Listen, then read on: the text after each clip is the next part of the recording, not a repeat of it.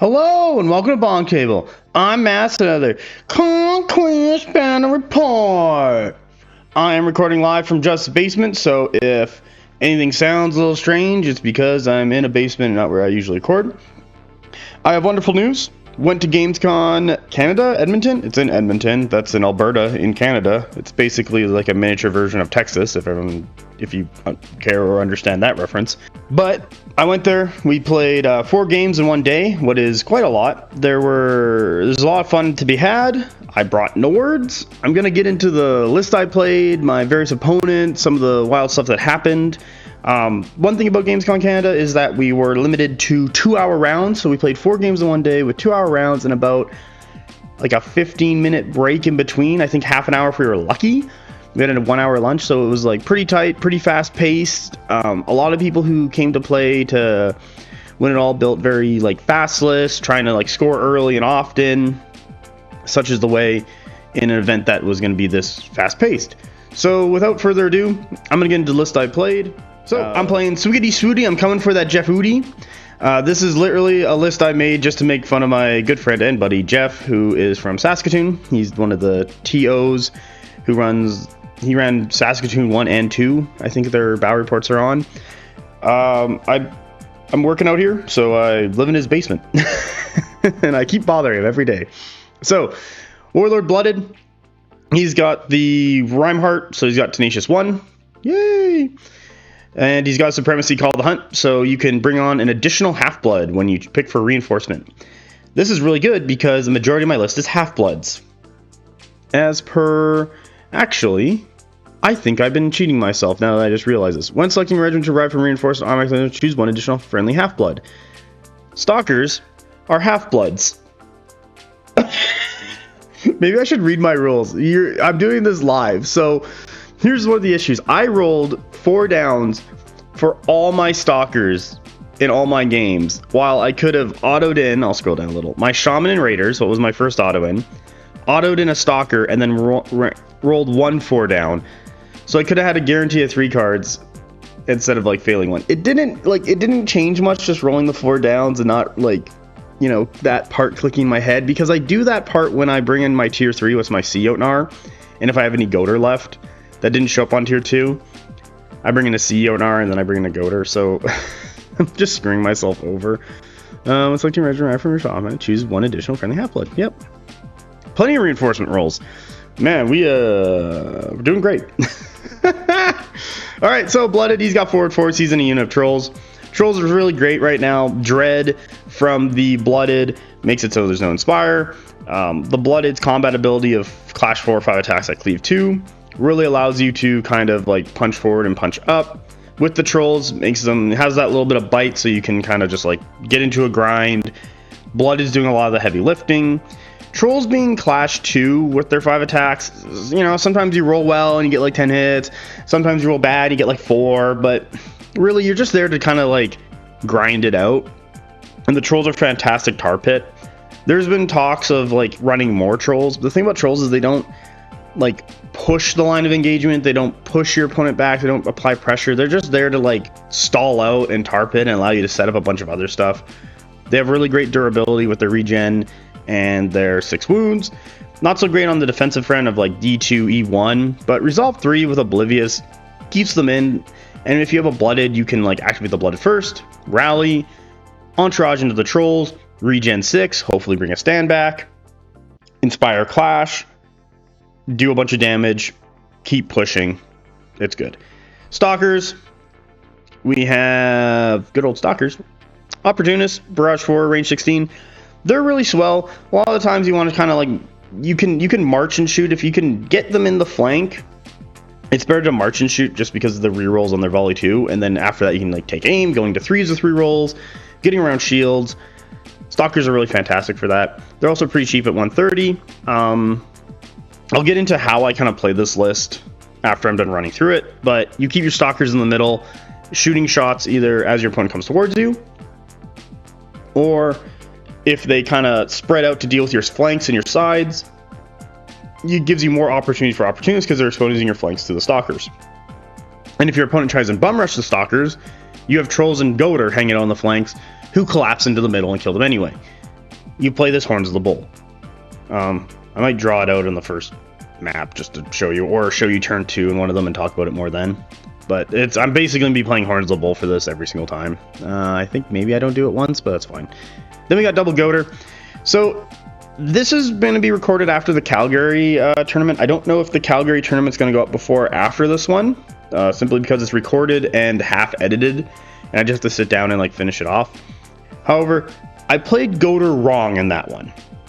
And I played them wrong because I was still thinking of them as a charge clash cavalry because they had flurry on the attacks. However, with the advent of +1 impact, not doing so well in Calgary and like learning a bunch of lessons, they are march charge, they are mini thunder riders, 4 impacts with brutal 1 and line breaker, and then 2 tramples per guy. Does enough damage that you either like kill off a stand or 2, then next turn you can, you know, inspire clash, do a bunch more damage on their clash because they're 5 attacks each on clash 3, which is very good, and then get hit by more tramples, usually kills and finishes stuff off. But one of the best things about them is that they are 5 wounds, resolve and defense 3. They got evasion 1 for when it matters, but they actually have a really good like tanky stat profile, and I'm running 4 units of them. Because the next warband is Blooded, Trolls, Stalkers, and double Goltr again. Woo! This Blooded has the Redbringer. I'm not even going to bother pronouncing whatever that is. So you get +2 attacks, you get impact 2, and you die fighting regardless. The +2 attacks is really good because he goes up to 7 attacks. I didn't realize the Blooded just had innately 2 impacts. I didn't think he did, but I guess, I don't know, maybe the phone or the army builder is different. I might check that out later. Still messing up rules, it's fine. The only time I did impacts was the guy with the Redbringer because it said he did, and I didn't realize the baseline Blooded just had 2 impacts, but 7 attacks, super swell and cleave 2. Just more offensive output. This Blood is the one who's doing a lot of the work. I use one of these Blooded more defensively, the Warlord with the Tenacious 1. Keep him alive if I need to hold a side, and if I'm trying to push something, I use this Blooded on that flank to do more damage with the Trolls, simply because 7 attacks at Clash 4, rerolling 6s on Cleave 2. Kind of cuts a unit apart a lot. He's kind of killing a stand by himself, and then the Trolls kill a stand, and then hopefully with that damage, the resolve on an MSU kills off the rest. But once again, same idea as these Trolls. They're just grinding out their tar pitting, allowing me to set up with the Goltr and the Stalkers to opportunists, get Goltr in the flanks, get Goltr to march charge. There's even times where my opponent like charges in to like stall up my Stalkers and the Goltr's like right beside. I'm like, I guess I'll just regular charge, do impacts, clash, and tramples, and just wipes out a unit. It's really nice. Lastly, we have the Shaman. He has no upgrades. He doesn't need any. He has some, there's like 3 spells in here that I quite like. I'm going to talk about them. Blurred Vision. Target enemy regiment can only select targets to volley or charge that are within 12. Pretty good.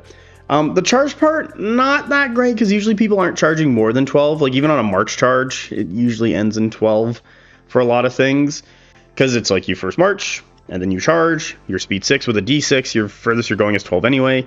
Sometimes it matters, but the big one is the volley action. Especially on a 20-inch range. You have plenty of range to just throw this spell out, hit something that's trying to shoot very far, like the statue Curatids, longbows, marksman clones, so on and so forth. Reducing their range to 12 really puts a hamper on what they're trying to do, and if they do want to shoot, might push them forward to be pulled out of position, and no longer safe so that you can collapse on them. Really good spell. Sadly, did not use it at all this tournament. I do like it though. Second really good spell, Mistweave, +1 evasion. Everything in here, I believe, is evasion 1 base. So putting evasion 2 onto Trolls is really nice. Stalkers are evasion 2. Yay. Putting evasion 1 or +1 onto Trolls for evasion 2 keeps them alive longer. People play Volva for that evasion 2 on everything. It's just how Nords stay alive longer because, well, you got a million cleave, but I'm still evasion 2. So that spell got cast every once in a while if there was nothing within. His best spell, Hoarfrost. Range 12, attunement 4, 1 hit per success at AP 1. This did get nerfed, but it's still a really fantastic spell. Attunement 4 on his Priest 6 still means he's going to get a lot of cast off. Usually I'm getting 3 to 4 hits, what's just fine, especially on the resolve. Usually kills a stand or puts some damage in case I'm charging with the Raiders, who are like, you know, they're Clash 2, they got Flurry, they got Impacts, they got a captain. Like their whole stick is there to like take a zone and be a bunker for the Shaman to cast his spells. But every once in a while the Raiders got to get in there and do the work. they're fantastic for it. And that little bit extra damage from the Shaman's Hoarfrost before the Raiders activate, it's always appreciated. And I don't know, it's a cheap light what gets onto zones. I like it. Lastly, one of the big changes from the Calgary tournament to the Gamescom Edmonton one is the Sea Jotnar. Before I had a unit of Bear Sharks, and my issue with the Bear Sharks was that they were a scalpel, and I needed something a little bit more durable as my heavy anchor for the list. And the Bear Sharks would, they have like a 13-inch minimum threat. They're running up the board 17 inches turn 3. They got all those, they got Clash 3, Cleave 2 on 5 attacks each. Like, they're going to be hitting a bunch. They're going to be done to Cleave 2. However, there's a lot of evasion. It's not the end of the world, though, but they're going to put in a ton of damage. But the issue is that their Defense 2, Resolve 4, Tenacious 1. You're going to fail a lot of defense rolls, especially if there's any Cleave coming in. And you're going to have Bear Sharks die in a large quantity, what means their offensive output is decreased a ton. So I had that happen a couple times in Calgary, and I was like, I don't really like this. And I went back, I went to the wall of Conquest products, saw Sea Jotnar, bought a Sea Jotnar, built it a Sea Jotnar, painted a Sea Jotnar, based a Sea Jotnar, and I was like, this is it. Sea Jotnar did really well in, I want to say, all my games. He had a target for everything. I really like this guy. He doesn't have Unstoppable, what's kind of fine. Like, one of the things that makes it fine for him not having Unstoppable, what I would declare a weakness for the Sea Jotnar, is that he can double march and just free shoot. And I'm like, all right, dropping the anchor, and I would just barrage 6 somebody, or if I was within 4 inches, I'd barrage 7 somebody on AP1. And if you were a brute or a monster, it's re-rolling was really nice. And if he did ever get into a brute or monster, hitting them with impacts re-rolling, clashes re-rolling, and his gun re-rolling is super nice. He's got 13 attacks, he's Clash 3, he's Cleave 2, he's got AP1 on the anchor. And even then, just running him up and dropping an anchor as he's getting into position to charge Clash somebody next turn, it's just extra damage. And he's usually hanging out behind Goltr or Raiders or whatever, getting to position, and my opponents are fighting off trolls, and they're just getting stuck in, and the Sea Jotnar is right behind waiting. He's in position, he's dropped the anchor on you, and now he's going to charge you next turn, and it's not going to go very well. This guy did a ton of work in this game. Game 1, there was Ironclad he went into. Game 2 was into Yornoi, so everyone was gonna get screwed over by the Sea Jotnar. He was a very pivotal piece in winning that game. Game 3 was into a Fallen Divinity Old Dominion list. He was really pivotal in that one. And Game 4, my opponent was playing 3 units of cows and then 1 big block of Thyrian cows, and I was like, well, Sea Jotnar, I know where you're going. You need to get to work, buddy. So yeah, I really like the Sea Jotnar. He's always been good, and I now have I own one and painted him up, and he's super great. I kind of love him. Way better than Bear Sharks. So yeah, that's the list. Let's get into turn 1, and I'll kind of explain during turn 1 how I'm going to deploy. You'll see it more in turn 2 of game 1, and yeah, let's get into there. Here's turn 1. So I'm playing a gentleman named Jeremy. Super swell guy. He majority plays First Blood, and he's played a couple games of Last Argument. He's playing a Dweg list that has Hold Ray Warlord, so all his lights will score. He's running an Ardent who has extra Aura of Death, extra Tenacious. Well, he's got the Tenacious upgrade. He's got 2 units of Flame Berserkers, a big block and a little block, so you can see his big block right there. And he's running Thanes, Ironclad, Initiates. There's a block of Initiates. Flame Source in Ballista, unit of Fireforge, unit of Wardens. I believe that's roughly what he has. We're playing on melee, so kill points is going to be a thing. And as you can see, I failed one of my dice rolls because I forgot my reinforcement thing for Half-Bloods. Once again, not the end of the world. But I'm already kind of moving into position. So let's talk about how I want to play it. So I want to play Horns of the Bull. So there's the horns. Ooh, that looks really bad. Come on, do it. There we go. And we'll do it in blue here. There's the bull. So you kind of want to put your shooting stuff in the middle here. What will take shots and pull things in. And then you want your, I don't know, trolls and Goltr to kind of slam into the middle as it gets drawn in. And if your opponent decides to, let's say, I'll use this color. That's green. We're not going to use that color. We'll use this yellow. Like, go this way and fight off your trolls and Goltr. It leaves them exposed for your stalkers to like kind of shoot them. And that's kind of the game plan. Here, I'm not doing it so much. Simply because melee is kind of a wider scenario. I'm already like beelining with the Shaman and Raiders for the 6-inch zone to score it next turn. My opponent is doing the same thing with his Ardent and his Flame Berserks, so we can start scoring early. Knowing that my opponent's Flame Berserks are going over there, I'm just running these Stalkers up on the flank here so I can hopefully get side shots into them as they try and hold off that zone and potentially kill off a bunch with shots and apply pressure there. I have another unit of Stalkers that I think I'm going to put blue and black like right here beside this obstructing rock. So I think we said these were obstructions. Do it in green, you know, forest, a little hard to see. And then I'll do it in yellow. This is just dangerous. I think some people play these as obstructions. We just agreed to play them as like dangerous so that it wasn't like really finagling trying to get through here, because I've played on maps like that before and it is not fun. All right, so that is the table we're playing on. That's turn 1. We're already making our plays and like how we're deploying and counterplaying. Let's get into turn 2. Here's turn 2. So I get everything but my, I don't know, Jotnar, who's coming on turn 3. So this is like really kind of scary for my opponent. I don't do a ton of plays. My opponent does get his other Flame Berserks, his Hold Ray and his Initiate block, his Sorcerer with Ballistae, and his unit of Wardens. So we kind of spend the first couple turns, you know, bringing stuff on. Like I bring this Troll Brick on because I'm trying to counter his Initiate block. His Flame Berserkers come on this side over here.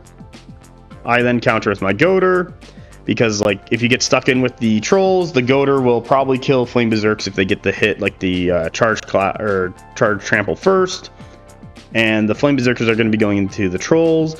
If they're in the trolls, they're not going to kill the trolls, and the Goltrs can side charge them, and they're going to be in a really bad spot. I got Stalkers back there for when things start to open up. Stalkers can get shots into the flanks of the Initiates, being defense 3, and then re-rolling with Opportunists is going to do a lot of work. And I can always just like walk them forward and shoot the Flame Berserkers if they get a little too aggressive. So I got enough force on the left side there.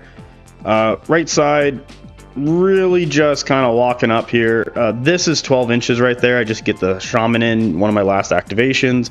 Drop a Hoarfrost into the Flame Berserks. I think he tenacious it off or like takes a wound. It's really nothing. Stalkers, you know, he moves his Flame Berserks up to like score that zone and like wall me off. It's fine, but Stalkers walk up just to get within 16, shoot those Flame Berserkers as well. I then build my center and right flank, you know, trolls, double Goltr, and then a side Goltr. So this side Goltr is going against, I'll do it in black here, this Warden unit. March Charge, probably going to do a ton of damage to the point where they can't really fight back. Double Goltr on this side, either they're going to flex this way or flex that way. This Goltr, flex to cover the Raiders or push forward. I know there's a forest there, and I'm not super excited for it. Hopefully I can just get like my troll unit, what's right in front of those Goltrs, stuck in with the Flame Berserkers in the woods. Hopefully leaving a stand exposed for the Stalkers to shoot, and then hopefully leaving enough out that I can position the Goltr around to like hit the Flame Berserkers in the flank. My opponent's making a play with the Initiates to kind of run up here, stall out the 2 zones, and just kind of push the Initiates down my throat. What's fine. One thing I'm a little worried on is, I'll just do it in blue here, these Ballistae, them shooting at me. I don't really want to deal with them just right now, but I don't really want them to walk up and like shoot my Raiders. So I think he walked them up. I'm within 18 if he like march shoots. So I'm going to try and probably pull back the Raiders next turn. I think that's the play they do, just because I don't need them to die, and I need my opponent to kind of be pulled forward more, because I want things to get hit by Goltr. So that's currently where we're at turn 2. Let's get into turn 3. Here's turn 3. So a lot has happened, as you can see. One of the early plays my opponent does is he does a March Charge from the Flame Berserkers into the Stalkers. So there's Flame Berserkers here. They're just kind of holding off. I then collapse these Goltr. Do these Goltrs go right away? I don't think they go right away. So he's in there, and I'm like, oh, okay, that's kind of interesting. I think I'd like move up with trolls, because one of my I just move these trolls up. I'm like, all right, well, I'm just gonna start making a play for your zone. Hide in the woods there. I think the Shaman and the Raiders cast a spell to like kill off a stand, and then they move back. That's probably like my first play, to be honest. And then he charges off to the side because he's getting a little worried. So yeah, first play, Shaman, cast spell, move back on the edge, scoring that zone.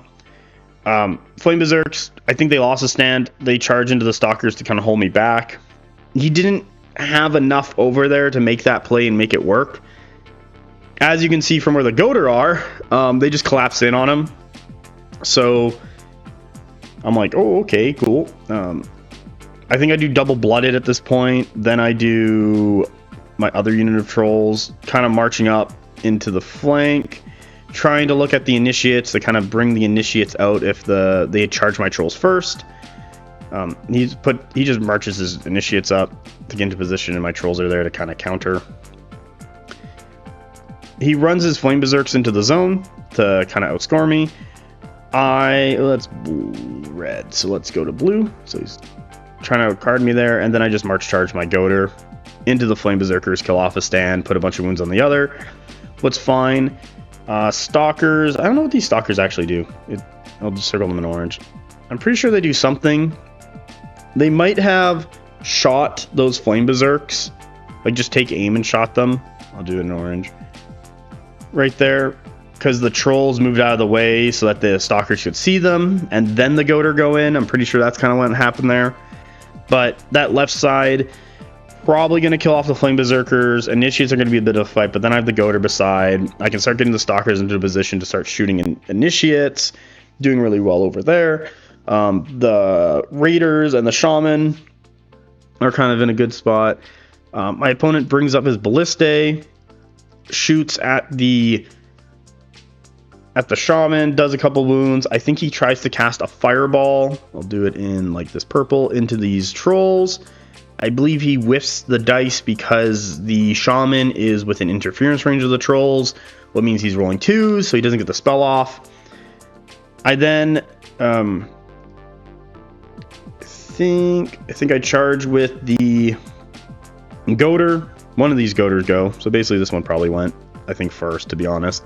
Hitting the side of the Flame Berserkers does a bunch of damage.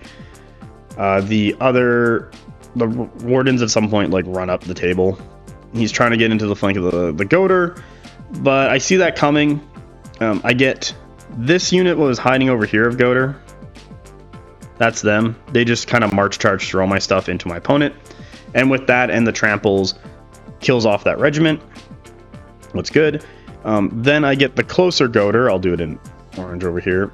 They march charge all the way around into here to get into the side of the Wardens, kills off 2 stands, and I'm scoring that zone. So that's really good. I'm scoring this zone. That's really good. This zone I'm scoring, what's also good. My opponent is not scoring his zone. And lastly, the 2 last moves are him bringing his Ironclad up to deal with my trolls. What's fine. And then me bringing I'll do it in orange. My Sea Jotnar, or I guess that, whatever that color is, the Sea Jotnar to move up to deal with his Ironclad.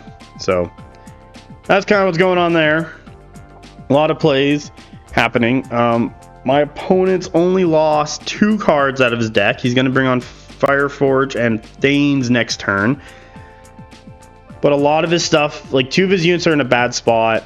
I'm going to be taking over the right side and swinging left. I'll just do it in black. So this is all mine. And I'll be going this way after. And and if the left side goes well, I'm going to collapse into the middle, and that's going to be game. So let's go to turn 4. Here's turn 4. Yay! Okay, so things that go on. Right side, Goltr kill Wardens. Then they just sit in the zone to score it. Yay. The 2 Hogs and the Stalkers, I put them lower in the stack, but they basically just reform and march out that way to support the left side. That's really fine there. On the left side, Goltr kill off Flame Berserkers. They take some Aura of Death, but I make all the saves. That's awesome. And they kill those guys off. My opponent counter deploys with his Fireforge. Shoot into the Goltr, but because he's on 2s, he doesn't get a ton of hits. I'm saving on ones. I save a bunch. I still have a Goltr left. But next turn, if he gets the Supremacy or if he draws them before I do, he's going to have a bunch of shots into my Goltr at volley 3. It's going to do a lot more damage and probably kill off a bunch of them. I have the Stalkers roll up. Stalkers, I think 2 stands get into the side of the Initiates to shoot at them. It's still in the front, but it's still extra shots. I charge my Trolls into his Initiate block with the Blooded. This is the Redbringer Blooded. He does a ton of work into those Initiates, kills off a bunch of them. Shaman, Hoarfrost them as well, and gets the Raiders in a spot to like charge them next turn if the Trolls are dying. Initiates clash back, kill off a stand, do some wounds, but I'm not really worried. The Trolls are going to do fine. We got enough allocation of forces there, and the right side is now moving leftward. So even if he does win that battle, he's not going to be in a good spot as my stuff kind of rings around. My middle Trolls charge into the Ballistae, kill the Ballistae. Awesome. Cleave 2 and Cleave 1 works into Ballistae. And then when they're broken, they're on Resolve 2, so it's not really good. This gets into the bad part of an Ironclad side charging them. Does a bunch of damage, rerolling successful Resolve. He's terrifying 2. I'm saving on 1s. Oblivious kicks in, what's really well, by the way. Really, Oblivious, great roll, great everything. Love it. That's fine. And then the Thanes kind of move up the middle here to try and support. Like, he knows a bunch of stuff is coming in from the right. I don't know if the Thane drop there was a good play. He probably had a better chance if they were on the left side to kind of drag this game out longer to defend the Fire Forge and try and like crush me on the left side because I have less allocation of forces. But I am winning that side, and I think he's just kind of panicking here at this point because the right side has a complete collapse, and I'm scoring 3 zones to his 1. The Jotnar just double marches up the table, throws an anchor at the Ironclad, does a bunch of damage. And right now I'm looking at the Goltr, the Jotnar, and the Trolls to try and like win the Ironclad Thane fight. Probably going to go into my favor simply because his Ironclad is stuck in with Trolls. And I can like rally, regen, clash into the Ironclad, do a bunch of damage, and the Ironclad's fighting them back, trying to kill them off, and there's still, enough stuff around there to win that fight. I got enough stuff on the left side to kill off the Initiates, lose Goltr, then I can shuffle over and fight the Fire Forge. So let's get into turn 5. Here's turn 5. So, first things first, Trolls, you're dead, but you activate first, you rally, you regen, clash into the Ironclad, do a bunch of damage. Ironclad activates, kills off the Trolls. Jotnar goes in, charges the Ironclad, finishes off with the impact and charges. I believe the Thanes moved up to try and get on the zone to contest me because he had killed off the Trolls, but now he can't like pass the Ironclad because it's just kind of sitting there. And the Jotnar is one of my last cards, so in between that, the Thanes moving up, the Goltr here just charge in, do a bunch of damage to the Thanes. They're hard in 1, but ignoring shield, so he's saving on 3s. They just march charge, and then, with the Jotnar killing off the Ironclad and then dropping the anchor into the Thanes kills them off. So I score that zone. This is scored, this is scored. These guys are hitting here. The other Trolls go off and finish off the Initiates and regen, as you can see. And at this point, the game is called because we've hit our 2-hour time limit. The TO just walks by and is like, what hasn't activated? It's like Fire Forge. They did shoot, or I think this might be the last turn. We did play this out. So they did shoot and kill off 2 stands of pigs.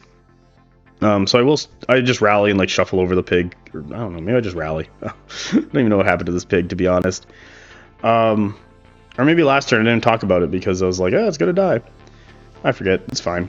But anyway, the TO says that pig is gonna die. I'll just circle him in green here. He's gonna die. And then I'm like, cool, I'll just shuffle over my Trolls next turn. And he's like, yeah, and then you can like kill the he like looks at it, it's like, yeah, Trolls, Fire Forge, Stalkers. He's like, you can kill the Fire Forge. I'm like, all right, sure, whatever. And there's plenty of stuff kind of running around here. I've taken over the table. I'm scoring all 4 zones, and that's the game. So I'll show you the end score. All right, so here's the end score. Jeremy, wonderful opponent, good guy, got 12 to my 117. Well done, Jeremy. Jeremy, I believe, comes in 7th overall. I believe he wins 2 games, and he loses to myself and a gentleman named Leaf, who I'll be playing next round. Jeremy did pretty well. We talked about this game a little bit after and like kind of where his positioning was, and I believe that helps him a lot taking it into his next couple games as he goes forward. So thank you very much, Jeremy. Wonderful opponent. Great guy. Let's go on to round 2. All right, so now we're into round 2. We are playing into Leaf, who is the gentleman who pioneered the 6-Leaf Wizard list. So if you've seen that TTS game between Brian and I, Leaf is the gentleman who was like, hey, play six Leaf Wizards. I was like, sure, man, I'll play this list. And you know what? It actually surprised me. Leaf is very math orientated. He has Excel spreadsheets on everything in this game.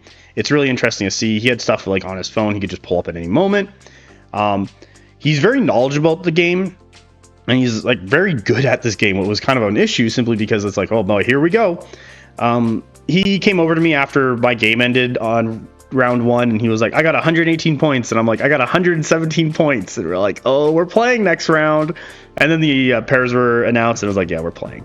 So I was excited to get into like a game with Leaf because we hadn't played before. We've been around each other, we talk and we hang out, but we just haven't played. And so I was like, okay, cool. And he's playing Yornoi. So on the drive down to Gamescom, it was Jeff, Leaf, and I. And Leaf, we're talking, and he's like kind of explaining Yornoi to me a little bit. I'm not really catching on simply because the naming convention, I don't know, it's just hard for me to like understand what the names are. People are like, oh, you got to go with the Damio and the Obwa and the Dakwaviri, and I'm like, man, I have no idea what these are. It's like, they're the paper boys, they're the fly boys, they're the turtles. I'm like, oh, okay, I understand what these guys are. So I basically dumbed it down so that I could understand what was going on. He explained his list to me. He's playing a lot of early fast scoring. He's pretty quick because he's using a lot of Fu cards, which gives him like +2 speed on the first march, or he can change it to like Fluid Formation. He's got this big hammer that he's going to bring on at some point. He's made it so I think 2 of his lights can score, and he has a 3rd light. As you can see, he's got forward force on 2 of them with the characters, so he's getting a lot of early aggression, and he's playing a very aggressive list while I'm playing like a pressure list, is what I would classify it as, because I don't have, like, I have raiders what can score, but I'm not really looking to do fights until turn 3 when a majority of my stuff is on the table. And turn 2, I'm just like filling out and like getting into formation, because that's when a lot of the trolls and a lot of the Goltr are coming on. And in this game, I knew he was going to be on the zone scoring very quickly, and I needed to take this game into the end game. Like, I needed to be still playing, still have enough time to play the game turn 6 and onward, simply because we got 2-hour rounds. And I knew he was probably going to fall apart because I would do enough progressive damage over the course of the game to whittle him down to try and win it out that way. This game was pretty close. There's a couple points in it where it could flip-flop either way. There's one big one at the end, but he does a fantastic job. And we're playing breakout, so we got to kill these stupid objectives if we want to score anything in the middle. There is a zone there. It's just a little tough to see. So let's see here. I get all my lights on. Sweet. I start setting up Horns of the Bull immediately. So Stalkers in the middle. 2 things. I like, we were on the car ride. We talked about how he should play each scenario. He has his way of playing scenario where he wants to like take it over, score early, then back out, and he kind of wants to play a declined flank where you just go heavily on one side. And I was talking to him, and it's like, you kind of want to take over the scenario what's closest to your ejector marker, because, so mine's red, you can defend it a lot easier, and your opponent will get stuck on it if they try and go for it. And he's like, oh, okay, yeah, sure. And so he starts making a play. You'll see this develop as like his strong side is going to be here, my strong side is going to be over here. And I play this one more as declined flank, even though I'm setting up for Horns of the Bull, because I don't know how he's going to play just right away. He has more cards than me, so he gets to pick where he wants to go with all his light reinforcement. And as you can see, he's making a play for both zones that he can score right away with his characters, which count as 3 stands. And he's putting his paper boys, or these aren't paper boys, these weird flying armor guys in the middle, so he can like threat project out later, hiding behind the hill, what keeps him safe. I go, okay. Raider and Shaman, you can just sit in the woods and apply Hoarfrost into that while I wait for everything else. I do a lot of, something I do is I check spacing between your regiments, like for turn 2, like, okay, I can fit a 3 stand in there, I can fit a 4 stand here, I can fit a 4 stand here, so that I can make sure I'm not going to get stuck on things, And then, you know, I explained that to my opponent. You can fit a 3-stand over here, so I can like threat project and have things in nice spots. So when you're playing the game, to not step on your own toes, just take a tray. You can see them, like Leaf's got one over here. I'll just circle in black. Take a tray, plop it down, make sure you can move through nicely. It helps a lot. But I'm already trying to threat project on that zone there. I'm going to make that my strong side. He's going to go for it and probably get some early scoring, and that's why I have to take this game to like the end game so I can catch up on score and win him out. He's very durable.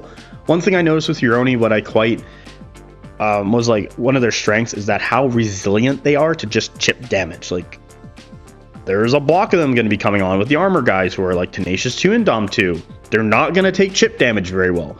But you know what they do take really well? A buttload of attacks. If you just keep hammering them with a buttload of attacks, they're going to die. So yeah. And they need to be resilient to chip damage because they're a low... Like he's playing 12 cards. 4 of them are characters. He's got 8 regiments. Some of his regiments aren't very big. You'll see the bowbirds. They're basically chariots. Like he has... Their output is the same as chariots. However, they're like 30 more points than chariots. What kind of sucks. 30 to 40 more points. I think, are 30 chariots still 120 or 130? I forget. But yeah, a lot of stuff going on here. Okay, that's turn 1. Let's go turn 2. Here's turn 2. I fail 2 Goltr. I get 2 Goltr. I get my trolls. My stalkers show up. He gets his big armor block. So this thing's like this Tenacious 2. Tenacious 2 what? Indom 2? Yeah. So he's got 2 or 3 armor. He's got a paper boy in the back who's going to do lethal demise. They're fucking annoying. I'm not going to lie. It's super annoying. And I'm basically waiting on my double Goltr, my Jotnar. Jotnar is going to be really fantastic in this matchup. But he does also get one of his bird boy units. We were kind of talked about this, if this was a misplay or not. I don't think this one was. I think the second one was, who will show up here turn 3. I'll just make a little blue box. But we'll talk about that more turn 3. However, he does run up his scoring lights, his paper boys, and his Kappa. It's a turtle guy. Those guys are really fun. I do like the Kappa after playing into it.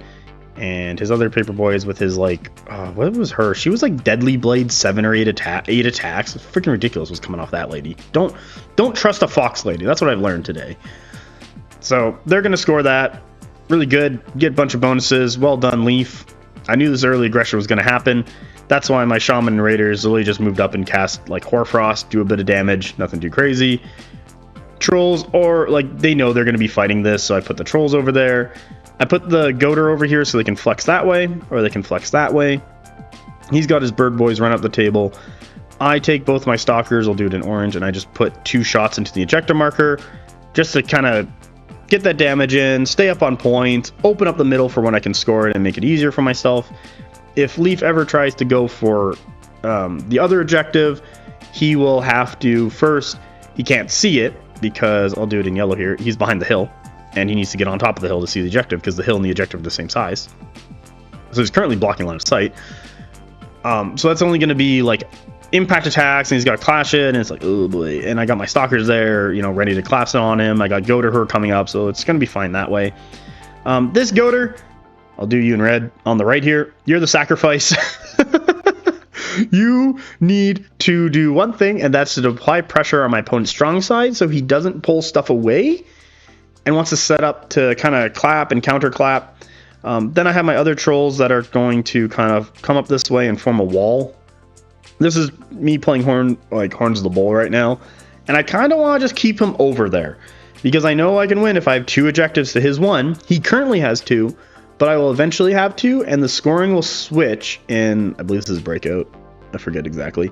The scoring will switch where I'll do it in this like brown. The middle objective will be worth more. So, and I want to be on that. I got 2 more Goltr and a Jotnar coming on. He has another unit of bowbirds, a swordbirds, and I think his big hammer that are going to be coming on. We haven't seen it yet, but he has his anvil, and now he's going to be bringing on his hammer. So let's get to turn 3 and see that stuff. Okay, so here is turn 3. Lots of good things happen. First off, you know, more Shaman shots into these guys. I think a kill off a stand was really good. Then he backs off, and I think this was a misplay, to be honest. So he backs off, but he backs himself off into this building.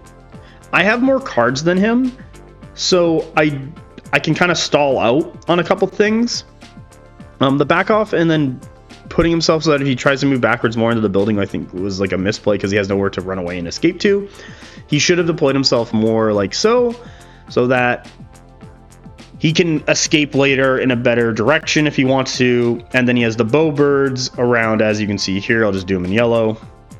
You know, they come up from the side, shoot some shots, and yeah. Trolls were an early activation where I set up so that if he decided to charge me off the scenario, or like charge me, he would be off the scenario and he'd be in a really bad spot. And then I just skyrocketed my Goltr from this position into his guys, killed off another stand and puts them down a bunch. And then he had his bowbird show up, shooting to the side of the Goltr. I'll just do it in yellow. Kills off a stand. But at this point, I'm in a good spot to kind of deal with his stuff. We're still, I think he's still he still scores that because he has 3 to my 2. What's fine. Stalkers, oh poor Stalkers. His bowbirds, what is going on, Stalkers here? Okay, these Stalkers shoot and kill objective. Purple, dead, sweet. Second Stalkers, walk up, shoot bowbirds, do a bunch of wounds. Bowbirds shoot back Stalkers. Fly paper boys. March charge, go really far from here into the Stalkers, do a bunch of impacts. Bowbird shoot Stalkers, drop him down to like 1 wound. I'm like, oh boy, you're living.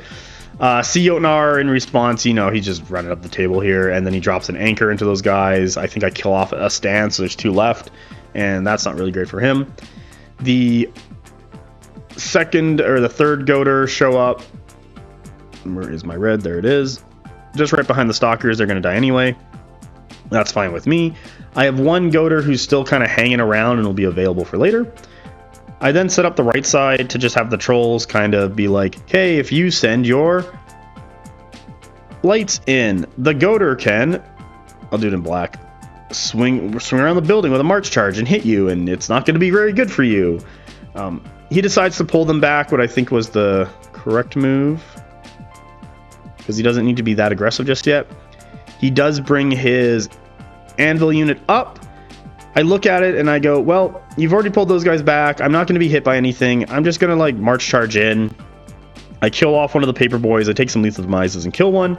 But the thing I'm trying to do here is I'm trying to reduce his effectiveness. I'm trying to stall him out over there because yeah, I have to waste activations getting rid of the Goltr, or he's kind of stuck there and more stuff is going to collapse in on him. If he goes for the trolls, I'm hoping that this Stalker unit, I'll do it in this gray, can like, ooh, that is not a good color. Let's do it in black. I'm hoping that the Stalker unit later can kind of swing around a little bit, you know, shooting to the side, all that stuff. And that's kind of the plays going on. He's got really aggressive with me and pushing on the left, but I'm kind of pushing back on the left as well. Or sorry, he's pushing in the middle. I'm pushing back on the left. I'm force allocating, I believe properly. That Jotnar is going to get a bunch of work done in a moment. And he does have control of the right side really well, but I'm still threatening him and he has to deal with it like he's doing on the left, I'm doing to his right. But I'm probably going to take out those guys or push it back to the point where it's, you know, he'll either run off or die. He's hoping to take some stuff out before that happens. Lastly, his hammer, this is the guy's a juggernaut. I just put a blue line through them. We'll do it in purple. They just run up the table. He's in hindering like forest. So one of their issues is that they're going to get impacts, they're not going to get inspire, but they do have juggernauts, so they're going to like do a massive charge. So I'm hoping not to deal with that stuff. They're way out there, but he's going to hope that he swings around and kind of windshield wipers with that unit. So that's turn 3. Let's get into turn 4. So here is turn 4. Now, as you can see on the right side, let's start with the right. You know, we play in counterplay, but it's easier sometimes to go like left to right kind of thing, right to left. So right side, Goltr, fight, do some more damage, and they fucking die.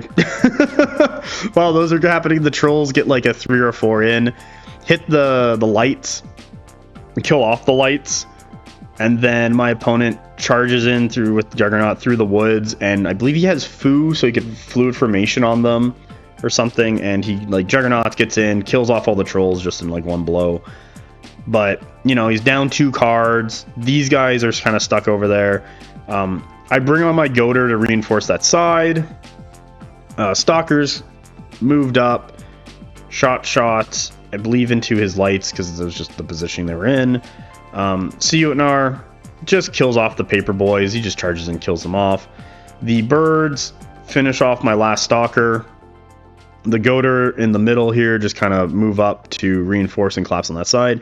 He brings up to counter the sword bird boys right over here. He's looking to try and go for the objective or go to the stalkers or go for the Goltr.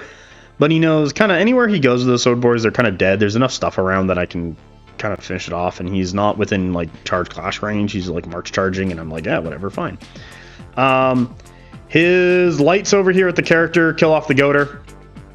I react by sending the trolls in, kills them off, and I'm going to score that zone. So we got some scoring going. That's good. Actually, we have 2 scoring going. We have this zone in green, and then this zone, because the Goltr are there, and that was the big part with the Goltr going there.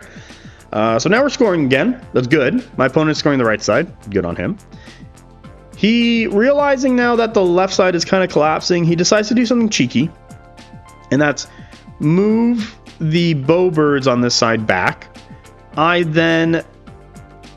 Oh, what do? I think I reform and charge with my raiders into the bowbirds, and then I cast Hoarfrost and do a bunch of damage. Doesn't kill off a stand, but does some damage.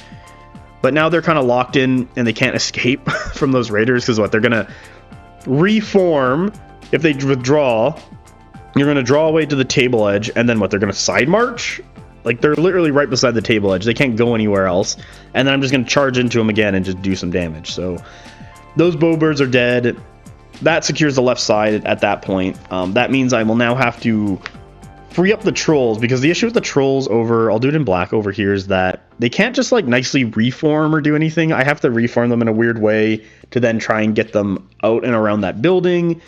And then hopefully I can get the raiders out and around back onto that zone to score it. And I can kind of move my forces, like at least get the trolls out and start heading this way, because that's where the rest of the fighting is. And now I'm going to start my windshield wiper across the table. So that's turn 4. Let's get into turn 5. Here's turn 5. So we'll do left to right. Raiders, Shaman. That was my first activation. I killed these stupid birds. Screw these things. I'll just put a blue X over there. Shaman actually just casts... Oh, I don't know. He just Hoarfrost them. Got a lot of hits, and my opponent failed a lot. And a lot of the resolve, and they just died. And I was like, oh, okay, sweet. I then reform and march onto the zone, scoring it. This frees up the trolls, who reform, just get around the corner of the reform, and I just do the charge in, stalling out the birds. The birds do a withdrawal action. So we're going to talk about this withdrawal action. So, did we come back to that one? Yeah, we'll talk about it. So he withdraws. He takes like 2d6 because he does a failed resolve test, and he takes like 9 damage, what then causes a bunch of resolve and just kills him and wipes him out right there. So I'm like, oh, okay, sweet. He didn't really want to stay there and fight me, simply because he knows I'm going to win that fight. And he's hoping he could get away and not take enough damage to lose stuff, and then just kind of pester me. What's fine. This happened earlier in the turn because he sends in his melee birds into my stalkers. My stalkers are, take some damage, but nothing crazy. I then clash, do a bit of damage to the birds, and then I withdraw, but I roll like a 6, what kills 6 wounds, so now they're at half health. And then I fail all my resolve and they just die. So I'm like, oh, okay, cool, that happened. And then he does it over here with these bowbirds, and so it's like, okay, well, I guess it's a fair trade. However, the Goltr just go and just charge, clash, kill those birds. That's fine. We score that zone. Cool. We'll do it in like this green because it's a little easier to see. No. We'll do it in this yellow. It's a little easier to see. Yep. We got those two. On the right side, my opponent march charges into the Goltr. I'm like, okay, cool. The Goltr, attack back. I kill one. I think I kill, like, he has a paper boy or put some damage in. Not the end of the world. The Jotnar reforms, marches this way, and then he throws an anchor at them. That's fine. The anvil unit comes this way, gets on the edge of the zone so he can score and zone me out. However, at this point, I am scoring 2 zones. Jotnar is coming for his hammer. They're stuck in with Goltr. They're probably going to kill the Goltr, but if the Jotnar can do enough work, he'll do really well. I'm going to bring the trolls and the Goltr around to his other hammer. Or his other anvil unit. I'll just circle it in. Oh, I don't know. Let's go with this purple. These guys. And that'll kind of be the game. So let's go and see how that goes. Turn six. Okay, so here's turn 6. He wins the roll off. He kills the Goltr. We'll put a red line through this. So he kills the Goltr. And then he had a Foo card, so he reforms because the Kappa can just do that. Jotnar, he gets in. He like had to roll a 2 or something. He gets in, does a bunch of damage, drops an anchor, kills off a stand. He's got, I think, 1 wound left. I'll do it in purple here. He's got like 1 wound left on this guy. So I'm really hoping the Jotnar can kind of finish them off before he gets caught back. He then sends his Anvil unit march charging into these guys, kills off a stand. I fight back. I think I do some wounds. The trolls in response reform march so that they're going to be like an auto in, and the trolls of the blooded. That is not my warlord, so he has 7 attacks with cleave 2, so that's going to be really well. Raider with shaman. He's scoring that. He's still up on points at this moment, but now he's not scoring anything because he has to kill my objective marker to take that zone. He's not on his other one. He's trying to kill off my stuff so I can't score because I'm kind of making the comeback, and this is where I was talking about earlier in the match where I wanted the end game to, like, this is where I was going to win, was in the end game, and this is it. Like, these are the fights we got to win to finish this off. So these next couple turns are going to be really critical. We played the first bunch. Like, I was just kind of like going because we got 2-hour rounds. We have, I think at this point, half an hour left. So we have plenty of time to finish this off, make the correct decisions, and hopefully win it out. So let's get into turn 7. Let's go. Here's turn 7. So my opponent has his Kappa go first. He wins the roll off. He attacks me. I live on 2 health. Those are circle in red. The Jotnar has to do 8 wounds. He does 8 wounds and kills them all. So put a red line through that. Good job, Jotnar. You were the MVP for this match because they need to die. After that, these armored anvil guys kill off the Goltr. They have a Foo card, so they reform to not be hit in the side by my trolls. My trolls charge in anyway. I kill off 2 stands. You can kind of see it right there, that 1 wound marker. And I have a full thing of trolls that are going to regen. I don't think they're going to have enough damage to kind of kill enough trolls. I think she tries to duel the blooded. I'm like, fuck no. She's like, well, you won't be able to score that zone. I'm like, yeah, I don't care. At this point, the Jotnar can like run over here, score that. I got raiders back over here scoring that, and then you still have to waste a bunch of turns killing the objective and then scoring the middle. So I'm going to outscore you because we're on turn 7 right now, and do really well. So yeah, I just need the trolls to sit there and kind of keep bludgeoning you, and I don't care if I'm not scoring it. The Jotnar is going to take over the side zone. All right, let's get into turn 8. Turn 8. I forget if I win the roll off or not. I think I might do, and then I just Inspire Clash, kill them all off. Didn't have enough health left. And then I run my Jotnar into the zone, and I'm scoring all 3. So that's the game. Yornoi, like, things to say about this game. We kind of talked about it a little bit. The bowbirds over here was fine. I think it was too much of a force allocation of these bowbirds. I was kind of telling him, like, he should have had both bowbirds in the middle. I'll just do it in purple here to kind of flex a little better, because the one side just kind of got grinded down. I think I played this pretty well. I force allocated properly. I kind of stuck him on his zone enough that he wasn't really coming out and making plays to kind of defend himself while finishing off stuff on his weaker side so I could swing around. The Jotnar living on 2 health was pivotal to kind of finish off that hammer unit. If it didn't... if they won, the trolls kill the anvil, and then I think that hammer will hit the trolls. I don't know if it has enough damage left to kill them all, and then I think we get back into another grind for later.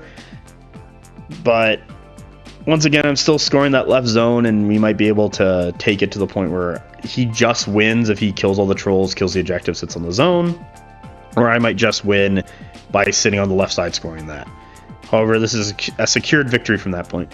We did talk about it. The bowbirds are basically have the same output as chariots, but they cost like 30 to 40 more points. So he's thinking of dropping the bowbirds and putting in more melee guys. What I do agree with, it's too expensive for what they do. There is better options in the faction. I really like the reduction of chip damage on Yornoi. They're very hard to kill with just chip damage. What's really nice for such an elite army.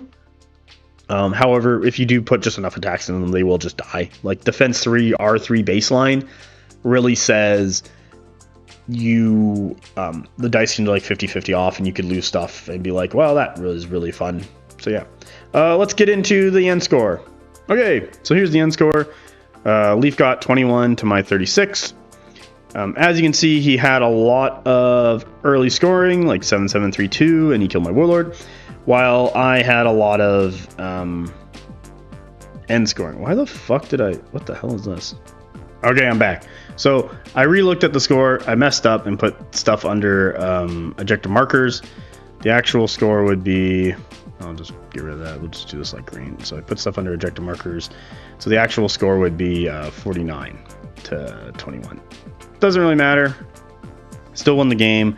That was just bad marking down from my end. So yeah, pretty good game overall. Quite enjoyed myself. Leaf's a fantastic opponent. He's very good at the game. He understands a lot of like the list building, and he devises some diabolical stuff. He's the creator of that 6-leaf wizard list, what I quite like. On the drive home, we were looking at the Indiana GT and Chuck's list when he was playing for Dweghom, and Leaf was like, oh, he's just playing like healing with his anvil being the Hold Ray and the Thanes and the Dragon Slayers, while he has the Steel Shaper. And then we were devising lists for like 7 wizards, and I was like, oh my god, this is just going insane. So thank you very much, Leaf, for the game. First game with Yornoi. They're quite a bit of fun. I do like what they're doing. Let's get into round 3. All right, so round 3, I'm playing into Old Dominion Fallen Divinity list. This is Will. He's a very, very good player. I believe it's... I've played him twice now. First game I won, second game I lost. Third game, I'm ready to redeem myself. Reinforcement rolls on our second game kind of screwed me over. What really sucked. And bringing in Nords, you just kind of have a bunch of stuff showed up, so I won't be screwed by reinforcement. And that was kind of like one of my issues while playing Dweghom, was that you could just have bad reinforcement, be on the back foot, and not be able to push out and really apply what your list is trying to do, and not be in a great spot. While with Nords, with the blooded and all the flank and such like that, you can bring a lot on and have that presence ready to go turn 2, turn 3, and like play out from there. So people were saying like, oh, you got an aggro list. I'm like, yeah, it's pretty quick and everything, but what it's really doing is applying pressure, and it's applying consistency, what I quite enjoy a lot more than when dice don't go your way. You kind of don't have an out sometimes in this game, especially during reinforcement, and you can very much lose Conquest in the deployment of stuff coming on and when things show up. So let's get into the game. Here is Will's list. Will's a really good player. He's got Morai, Hierodeacon, and Cultists, and we got the lovely Fallen Divinity over there in the corner. So Will is initially putting on a lot of pressure on this left flank. I'm going, oh sweet, I really love that. However, there is a lot of premium board space like right here for me to use, and I'm pretty sure I'm going to be filling that out. Will's kind of got the same thing on the other side, but I also have enough space over on the right here to put in 2 units to kind of push this out, especially if he's putting Hierodeacon and Cultist. A unit of Goltr will just fuck that up and, you know, take that. I can take that zone. What means I really got to focus in on this Fallen Divinity. So how do you kill a Fallen Divinity? Well, you shoot with guns, you shoot with magic, and you just kind of shoot it a lot, or you put in a ton of attacks to make it waste its blessed and keep hitting it. So I have Shaman and Raiders and double Stalkers kind of right here. I have spots left over so I can kind of wiggle something in on this left side. I have spots where I can wiggle stuff over on this right side. And I'm probably going to be dropping something right behind those Stalkers to move out. And I should have enough stuff to kind of kill the Fallen Divinity, push back the Morai, and do a lot of work. Jotnar, he's got to go into the Fallen Divinity, so he's going to be heading up that way as well. So that's kind of my plan. I think I'm going to drop a unit of Trolls right here in the middle here to kind of contest this middle. Drop a unit of Trolls right behind the Stalkers to kind of push up this way, deal with the Fallen Divinity and whatever else. And then double Goltr, so one Goltr will go over here, one Goltr will go over here, Jotnar, and then double Goltr, because that will for sure secure me in the zone, because one of the things I've learned with dealing with Old Dominion, and we were playing into them, you kind of need to commit 2 regiments per their one, because they don't take resolve. They tend to live on like a stand or 2 if you put in 1 regiment with some poor rolls. However, you commit 2 regiments to that 1 unit, you will kill it, and then you can move on from there. All right, let's get into turn 2. All right, here's turn 2. As you can see, I'll do it in red. Troll-blooded, Goltr. I don't have 2 of my Goltr, and my Jotnar are still sitting in reserve. It's fine. My opponent gets both his legionary units. He's going to be trying to like push pressure onto these zones with them, and he can have like cultists and hero deacons sit behind them. Morai, they move up a bit, but he doesn't really want to engage just yet. I'm very much fine with that. My stalkers and raiders and everyone just kind of get into a position to like I'm kind of just bringing stuff on the table. Like I already know this Goltr is going to go here. He's bringing legionaries, so I'm going to have to dump a second Goltr that side to deal with the legionaries. So that's where the decision over on the right side is being made. I'll just do it in like orange, so they're going to come on at some point. Trolls at the middle, as I've already talked about, they're going to be going for the middle. I have another Goltr unit. I'm already thinking of like putting them behind the trolls to like help reinforce the trolls. Double stalker, I'm just kind of sitting there with the raiders. We're all just kind of sitting there seeing where this Fallen Divinity goes, how aggressive he's going to get. And as you can see, I'll do it in like the yellow as well. The trolls are coming up behind so they can push hop the stalkers. I didn't want my stalkers to get super aggressive and then being zoned out by like Moray running across the table. I needed to get the trolls ahead of the stalkers so they can protect them, because I'm going to need those stalkers for the Fallen Divinity, especially if the Fallen Divinity gets aggressive. And I'll just do it in purple and like starts fighting over here. Stalker's going to need with his opportunist shots to do enough damage to shut her down. Goltr on the flank here. He moves back with his Morai because he doesn't want to get charged by the Goltr. I don't really want to deal with the Morai, but I need to put pressure there. So in case the Fallen Divinity comes in, I can like march charge around I'll just do it in black, this obstruction here, and get into the Fallen Divinity. But that's what we're kind of going with. So we're setting up to collapse on the Fallen Divinity. We're setting up to shoot the Fallen Divinity. We're setting up to like stall out Morai. What can I say about you guys? You have loose formation. You're kind of annoying, but I'm going to shoot you anyway because I need to kill you. You're 4 wounds. I might get some chip. That's what we need, chip. Yeah, that's turn 2. No one's scoring, but we're applying pressure to each of the zones and starting to get onto our various tracks. All right, let's get into turn 3. Here's turn 3. He does this Fallen Divinity last, which is fine. I start moving stuff up. So one of the things I realized early on is that I want to kind of put some work into the Morai. So I'll just do it in red. Stalkers kind of move up and shoot Morai. They shoot them enough, like both units of Stalkers, that it breaks them before he activates them. Like I activate a unit of Stalkers, shoot the Morai, kill off a stand. Sweet. He goes and like uses his hero deacon. Okay, second unit of Stalkers go, shoot the Morai, kill off a stand, breaks them. Sweet, they can't charge. Okay, threat range and protection has been decreased. Morai go, or he starts bringing stuff on. Like he has his melee canifers. He has his 2 archer curatids coming onto the table in the middle here, kind of threat project out, help support the divinity. He's going to put the melee ones right down the middle to try and stop that. He drops his legionaries into the middle. I just run in with my trolls, or I move my trolls up, and then he charges in with the legionaries who like do no damage. That's fine over there. So now we're kind of jamming out in the middle there. I bring up my boars. They're going to start making their way this way, and then I'll just do it in black. They'll split off that way, or they'll split off that way depending on what I need. Second unit of boars on the right side start marching up the table. First unit of boars. He drops his legionaries into the zone. He just hops his cultists. Cultists move up a little bit, and then he just runs the legionaries in. It's like a long charge, and I go, nah, I don't want to do that. So I just kind of get up on there, contest that zone. So we both have 3 stands on each zone, and we're both contesting it. But if his legionaries go first, it's free play for my second unit of boars to kind of hit him on the side, kill him, and then these Goltr want to go into the cultists. If my Goltr get the first play, I'm going to go into his legionaries. I'm going to run up those Goltr to have a ton of stands in that zone, and then I'm going to push heavily into his cultists. So probably going to be going good for me because his legionaries don't have a ton of combat output, but I still need to get rid of them, and hitting them in the flank is always nice. As for the rest of the list, I bring my trolls. They just hop the stalkers. I form it in such a way so that I can see the Fallen Divinity depending on where it's going to go. You know, like my front arc is that way. He hasn't moved it just yet. Goltr, they just kind of try and like run up to get around the building. I could have put them a little more aggressively than they did. He hadn't moved his Morai yet, and he moves his Morai back or just within like a translocate charge of the Goltr. He kind of like shuffles them about because he's out of my charge range, but he can now get me the translocate charge. It's like, oh, I don't really want to deal with that. But one of the last things he does, oh yeah, Archimandrite and the cultists, you know, show up. And they're just kind of hanging out, providing support. He's moving this Morai. He rallies so that he can hopefully heal at the Archimandrite later, bring back some health or a stand.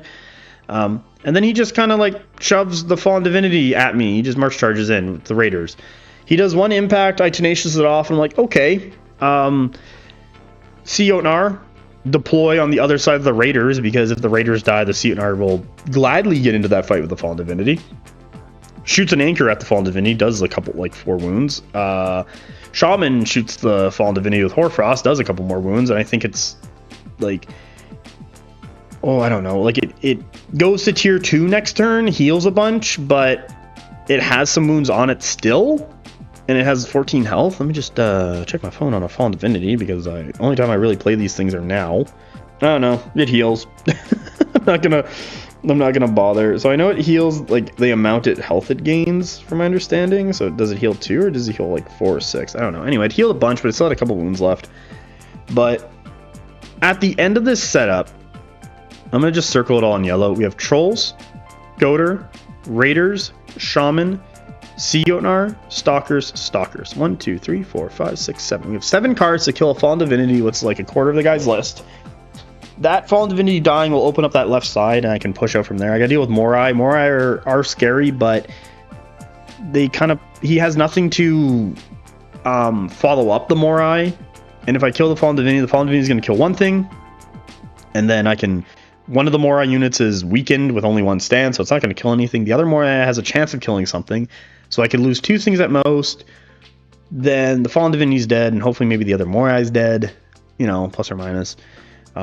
Middle's gonna grind, right side's gonna grind, that's all fine, but once this Fallen Divinity goes down and I deal with the Morai, it's a collapse, and I can start pushing from the left over to the right.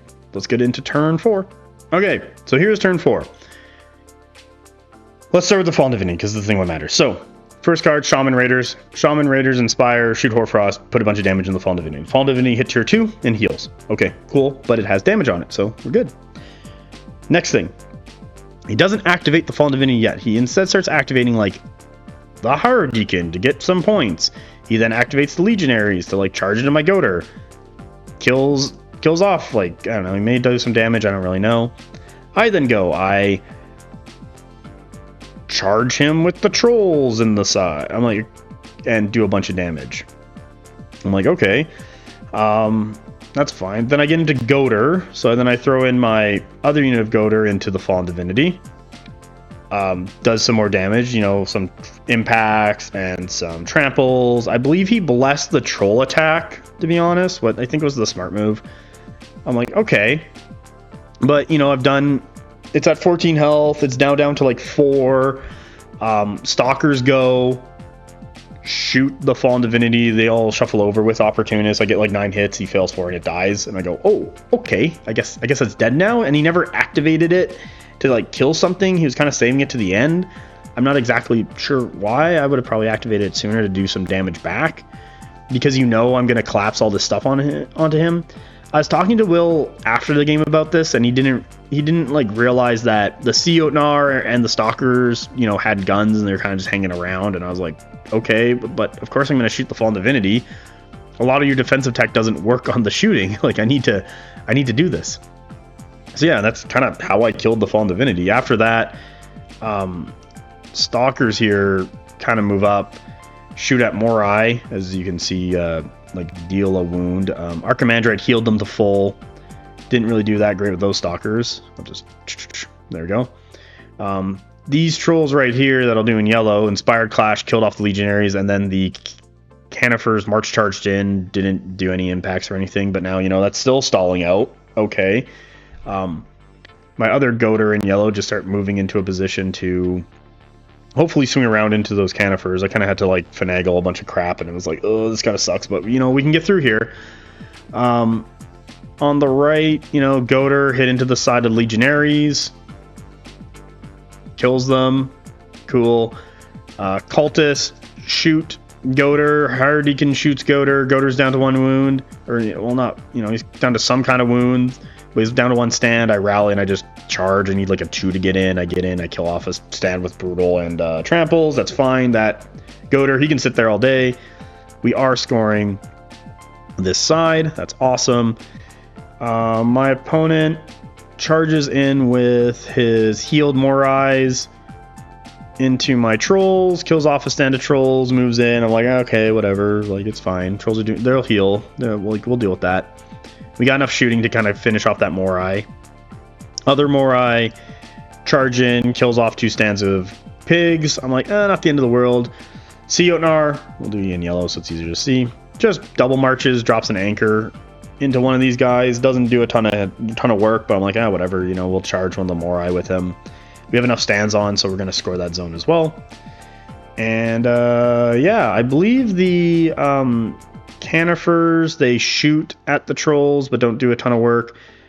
These Canifers, I think, shoot at these trolls. I heal them back when they activate, and it's just like, yeah, okay, whatever, man.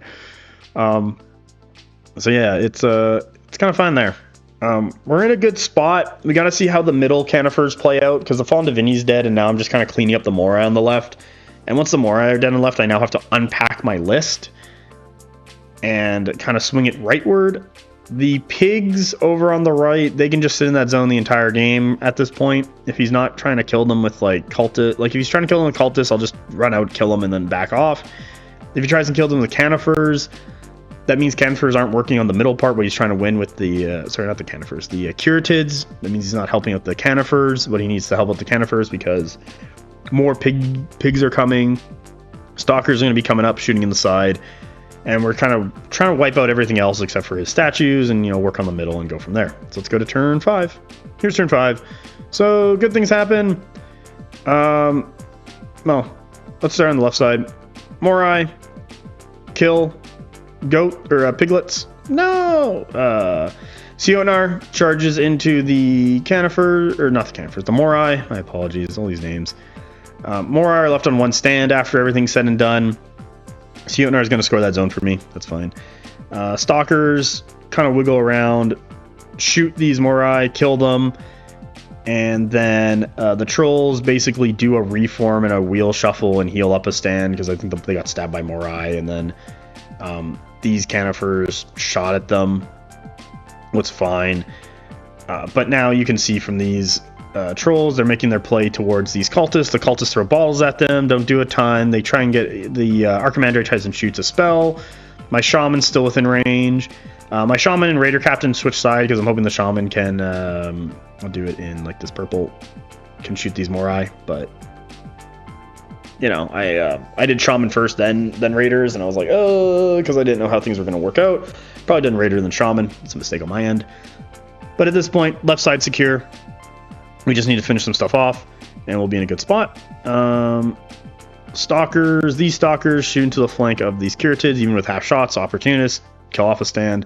Trolls, kill off a stand. Regen, then get shot. I think they get like beat up and lose a couple guys, but it's fine. Goltr, we'll do it in red. March charge, so they just march and swing around. Get into the flank of the Canifers, do a bunch of damage. They're broken, they're low on health. These statues like Fluid, he's trying to like get more shots, but he can't because he's going to be passing through the woods, so he does as best as he can, and he just like shoots, kills off 2 stands anyway. What's still good on his part. And then just the reform. The Hierodeacon, my one goat, or my one goat, I don't know why, my one hog, Hierodeacon kills it, then the cultists go and they back off. So he's trying to bait me here and make me chase with these Goltr. I say no. I just position him to the back end of the zone and score it. I'm like, there's no reason for me to come any closer. I'm scoring 2 zones. I think the middle, no, I would be scoring the middle. I got 2 stands to his 1 because this side right here is off the zone. So I'm scoring all 3 zones. I have no reason to come closer. I'm winning the fights that are on the zones, and I'm gonna now start pushing into whatever he has left. We're in a really good spot. I have no reason to chase after those cultists. I want to score more points. So let's get into turn 6. Here's turn 6.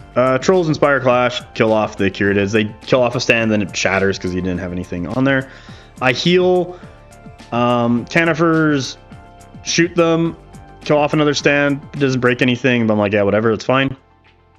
Stalkers, they basically just like, these ones walk up, shoot these guys, do a wound. These guys just run to get into range because if they're hiding behind the other Stalkers, they wouldn't be in range. His other Curatids shoot into my Sea Jotnar, who was over here.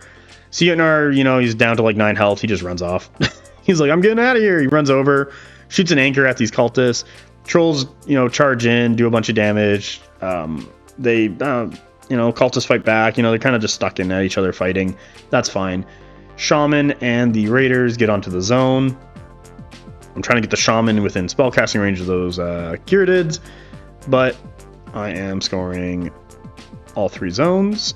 Hero Deacon and his cultist unit, they just kind of move up. He moves up, and I like shuffle over. I forget I do something with these guys. I think he might have cast a spell, or he's out of range, or he shot with the Curatids before he cast a spell, killed off the stand, and then he was outside of range of the spell. I'll do it in like yellow between those two. I was like, yep, I'm gonna hide over here. So that's really turn 6. So it's kind of in a cleanup phase at this point. His guns are doing work, but they're not going to win him the game. And I really just need to kind of hang out on zone. So let's go to turn 7. Here's turn 7. As you can see, I like regen and shuffle the trolls. Curatids walk up and shoot me because they're trying to get rid of me. I'm on the zone and I'm in the woods. I'm fine with that. Next thing. Higher Deacon, once again, outside of range to cast. Doesn't move the cultists around to try and go anywhere. Piggies sitting on zone, they're fine. On the right, or on the left side, Stalkers get into position to just kind of one up and shoot at the Curatids. Curatids shoot back at one of the Stalkers, killing off a stand. But I'm really trying to kill that off. Trolls wipe out the Archimandrite and the cultists. And at that point, time is called. It's been 2 hours. I'm on all 3 zones. And we just count to turn 10 from there. I've been kind of scoring everything for quite a while. My opponent really didn't have a chance to get back onto any of the zones after the Fallen Divinity died, and lost a lot of pressure that way. And I've been able to successfully kind of kill the Fallen Divinity, unpack my list properly, and start going after things appropriately, and not overextending myself, and while also not leaving regiments stranded by themselves. The only one you could say is stranded is this guy on this right. But that hog is doing his gosh darn best. He can hang out over there. If he was going to try and get rid of them, he'd have to move the Curatids over there. That means the Curatids are not fighting into the middle to help those Canifers, what he needed the help on, because I'm swinging the entire left side of my force into him. And that's kind of how that collapsed. So let's get into the end score. Here's the end score. 30-2. We were playing Maelstrom, so this is... like to take a quote from Carl, the most pure form of Conquest, simply because it's just 3 zones, it's flip-flops, there's no additional kill points, there's no additional anything weird, there's no objectives, you really just have to control 2/3 of the table and you win. Really well done with Will. I believe the overcommitment of the Fallen Divinity and its estimation of survivability was kind of his downfall there. I really had that set up to deal with it, like 7 activations or 7 cards, what all could do something towards it. Was just, consistent damage even without taking resolve, even with the re-rolling 6s on defense, I believe it had. It didn't have dread, was nice, but still, you put enough damage in the thing, it will die. And there's been times where it's died to less, and there's been times where it's died to more. So, but it needed to die, especially when it got played that aggressively. All right, so let's get into round 4. All right, round 4, last round. I'm playing it as City States. This gentleman's name is Brian. Him and I had played before, I believe, on Saskatoon 2. He was playing probably a very fast, aggressive City States list. Would had a lot of speed in it, where he could threat project really well. When we played that game, I misdeployed a lot.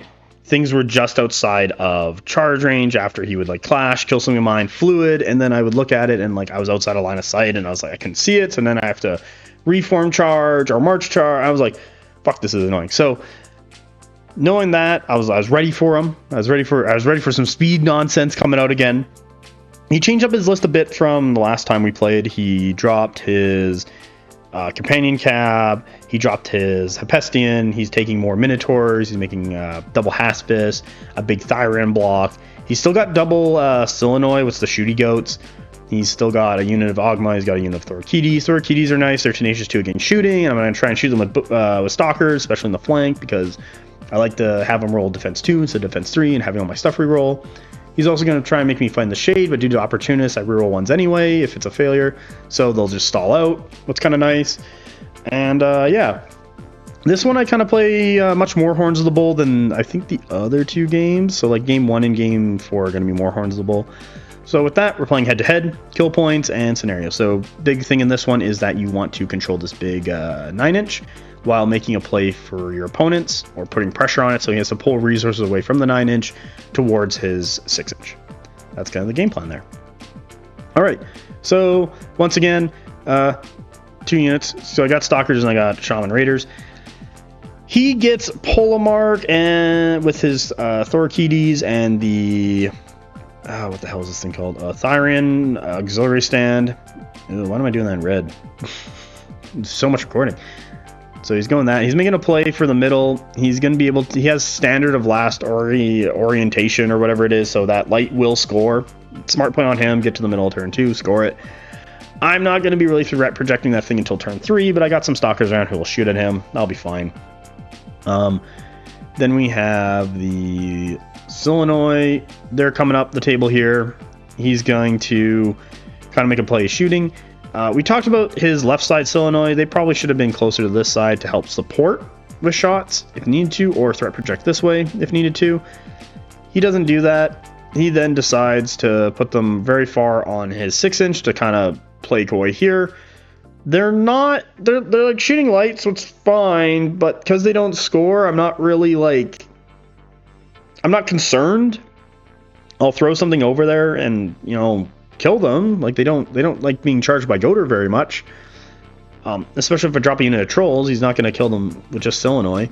And then if I kill the Silonoi, he's not defending that. He probably could have defended with something better or threat projected with something better. And I don't really think that was the proper choice to drop Silonoi over there. I think it was a better choice, as I mentioned earlier, to drop him in the middle. I start making a play for the middle because that's where we're at. As you can see, I move the Stalkers 13 inches up and I move them kind of out to the left there. I measure to make sure that I have space for both, I'll do it in orange, like an MSU to sit here, an MSU to sit on the other side. Not very well on the other side, I'll admit, but the big one is the Raiders are far enough back that a 13-inch march from trolls can hop the Raiders and be able to push forward after that. All right, that's turn 1. Let's go to turn 2. Okay, so here's turn 2. I get all my Goltr, I get all my trolls, I get my other unit of Stalkers. So we have everything except for the Jotnar. It's really good. My opponent doesn't do so well. So he gets his Aristarch Warlord, who has the Aristia, so he's going to get Juggernaut. He is sitting right there behind those those Silonoi, and he gets 1 unit of Hephaestus. So already I have a large force concentration. So one of the things I'm doing is I'm just like, you know, setting up my early game of just, you know, bringing stuff on. Goltr, trolls, other unit of Goltr. As you can see, the other unit of Goltr is kind of stuck behind the trolls. I'm like, sucks, but we can know he's not really like coming out that much, so he can kind of like threat project outward. He does just get onto the lip of the zone. However, he is slightly past the the trees or whatever, so he's not completely on it with all his stands. So I can do what I do right here, walk up the Stalkers to be just in range of his just in range of his front arc with all 3 stands, as you can see, and I just kind of like pop some shots into there, boop, boop, boop, boop, boop, boop, into his flank. Tenacious 2. Again, shooting on his D2. I only do a couple wounds, not the end of the world. His Silonoi, he kind of just like muddles them up. He's just outside of like March shoot because we have the same speed and shooting range. But because I have more cards, I just wait for my Stalkers to the very end while I just run all the other things up. Goats right behind the Stalkers. Goats, oh my god, I gotta stop doing that. Hogs behind the Stalkers.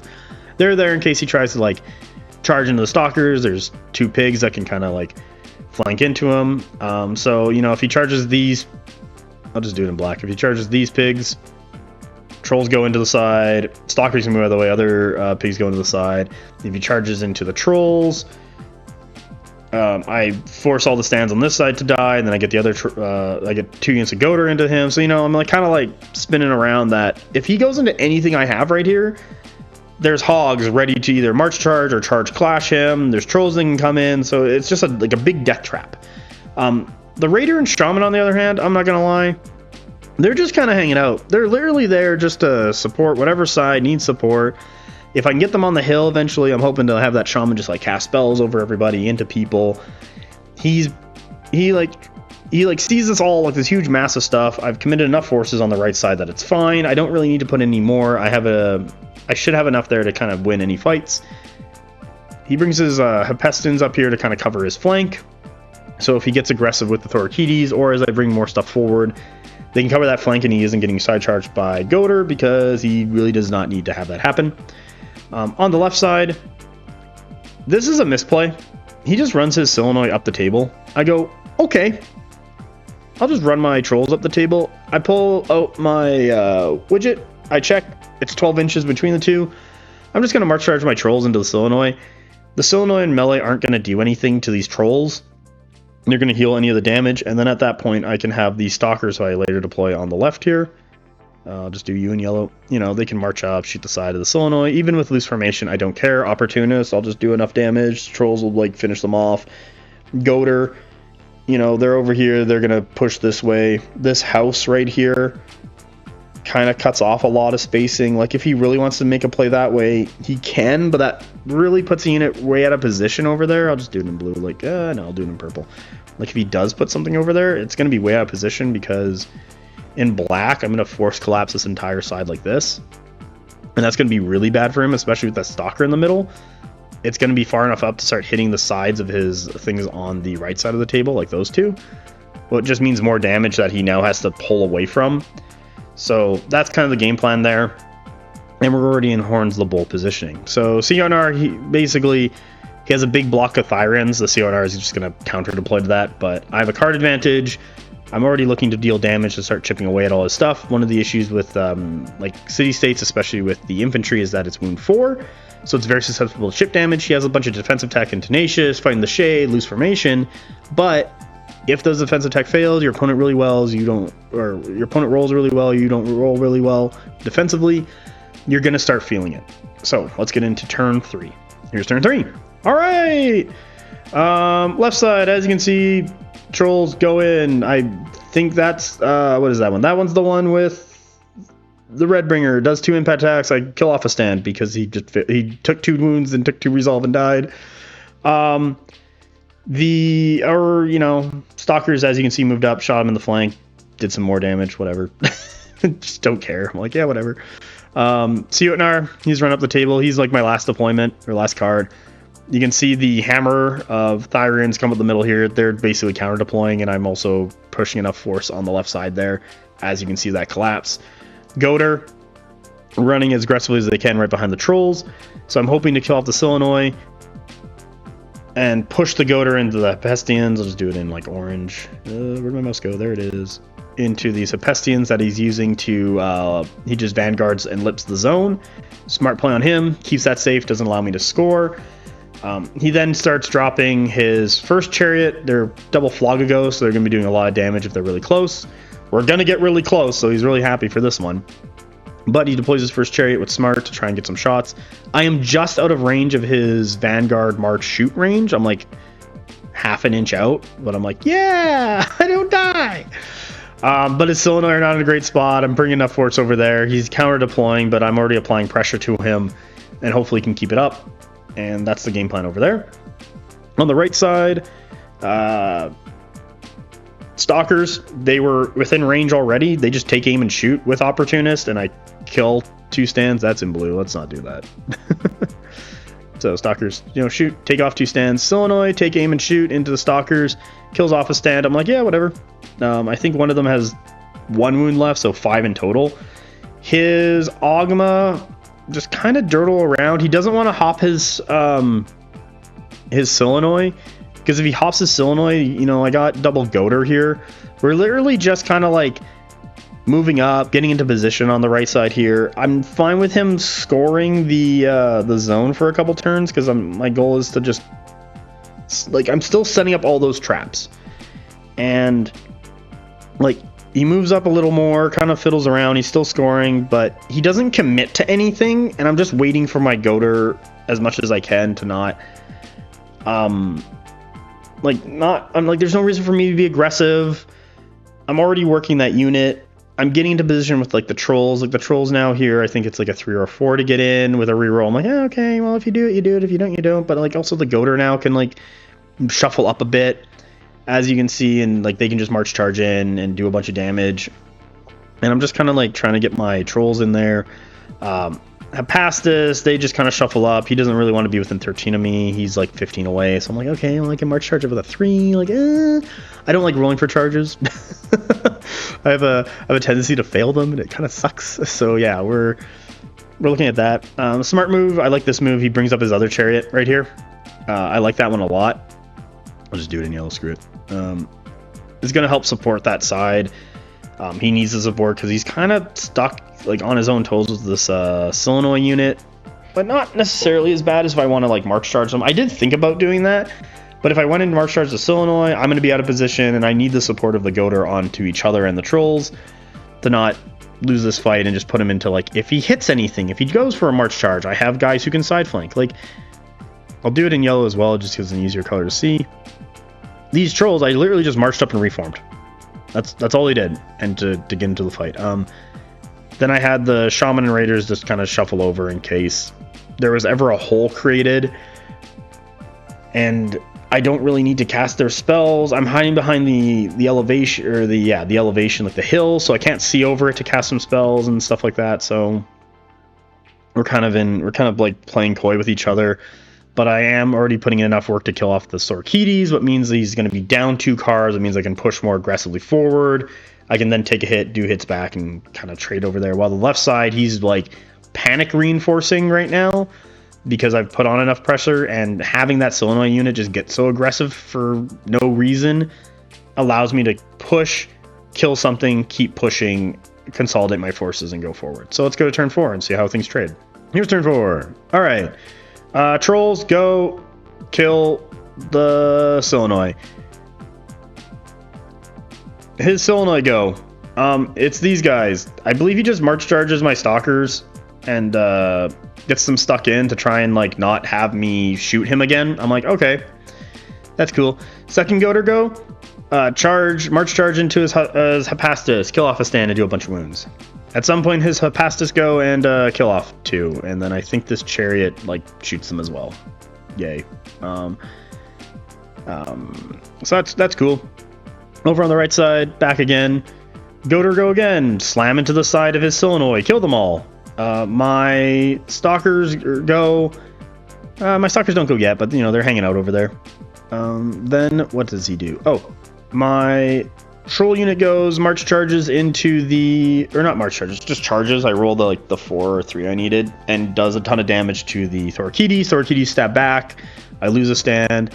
Then the Shaman, much later in the game, with the Raiders. The Raiders just kind of like run up onto the hill, shoots out a scary, spooky Hoarfrost into the Sorkites. He's got like a couple wounds left, kills them. Blooded rallies the trolls. The chariot comes up on the flank here, moves up, shoots into the trolls, leaves them down to like 2 wounds left, but I am scoring that zone. So now we're taking that zone back. He's down 2 cards. He's down 3 cards. He's down 4 cards. This is not very good. I still have a ton of stuff left. The only thing that's died is Stalkers right now. Or actually, Stalkers are still alive. We haven't even got there. Hepestians go in. They just march charge into my Goltr way back here. I'm like, okay, cool. I take a couple impacts. I then inspire clash, trample, kill off one of them, and do a bunch of wounds. So I'm a stand up, what means even if we just go back and forth, I'm gonna win that one. And that's one of the issues with like stuff that tries to like march charge, is that your opponent's just gonna clash you, and you usually get more attacks in the clash unless you're built to march charge like Goltr. He's trying to prevent the march charge, which is fine because I usually tend to do more damage on the march charge, but I do even more if I charge clash. That kind of gets him stuck in there. Let us go on to the left. So on the left side again, Stalkers move up, shoot into the Thorakides. The Thorakides with their Juggernaut, or not Thorakides, my apologies, the Thyrans with their Juggernaut are just out. I'm like, okay, so you're 6 + 5, you're 11, so I'm just going to say 11.5 away from you at every point. So one of his last cards is getting these Thorakides within like Juggernaut range of the Stalkers, the Trolls, and the Goltr. He just shifts around with that, that's fine. I bring my Jotnar up just to kind of, whichever one he goes into, the Jotnar is there to, you know, fight back. Because after the Goltr die on that zone with the Hephaestus, I'll just do it in black because there's a ton of stuff over there. The Trolls are going to go in, and even then with like Flago shooting the Trolls, it's not the end of the world. But this side's starting to collapse. Everything's layered. What's good? He then, like for his last card, Juggernauts, Fluid Formations, the Ogma into the Stalkers, as you can see there, kills them, or maybe just Juggernauts. I think he might have just Juggernaut into the Stalkers and kills them, and then Fluids, so he's crooked. That was one of his last cards. I had already moved my Goltr up right behind the Stalker, so I'm like, oh, okay, cool. So now Goltr are gonna hit you next turn, and the Goltr might do a ton of work. I got 2 Goltrs. We'll see how that goes. And yeah, that's turn 4. I'm scoring the zone, and he's down a ton of cards. So let's go into turn 5. All right, so here's turn 5. This is kind of, we're getting to the end game of a lot of this. First things first, I win the roll off. Yay. I send my Goltr into his Ogma. They take a bunch of damage. Then he doesn't activate them right away. I think he sends in his Thyrans into my Stalkers. He just didn't really want to deal with them. We were trying to look for a charge into the Trolls. It was going to be a really messy charge, especially with the Goltr and where the Trolls were. He was going to hit the Goltr, or he was going to hit the Stalkers before he got into the Trolls. So he just goes in, kills them, and then I think he kills them all in the impacts, and so he just reforms. I'm like, okay, cool. My Trolls counter into his Thyrans, do a bunch of damage. The Jotnar moves around and drops an anchor into them, does a bunch more damage. So they're not doing very well at this point. Goltr, surprisingly, with his, rallied, clashed, and tramples, killed off the 2 Hephaestus left. What's like nice. I'm not in that zone, but they're dead. And then the Chariot went and shot at him, but he didn't roll as well, and the Goltr's alive. So I'm like, okay, sweet, that's really good. On the right side, though, the Chariot over here, he just takes aim or whatever. He just shoots into the flank of the Trolls here, kills them all. I'm like, oh, great, that's super awesome. They're dead. Not the end of the world, though. And then I just charge in with the Raiders and the Shaman into that Chariot, do a bunch of damage. Shaman cast spells, kills it off. I'm like, sweet. Over on the right, Goltr, kill off another Haspis, leave it on a couple wounds. Haspis fights back, doesn't roll too well. 3 Goltr are still alive, so that's fine there. I'm still scoring the middle. I'm doing good. Oh, and then I believe these Goltr like side shuffle over, and I don't think they actually charge. I think that first unit of Goltr just killed off that entire unit of Ogma, or the Stalkers before the Thyrans charge got to shoot the Ogma in the flank, one of the two. But anyway, the Ogma are dead.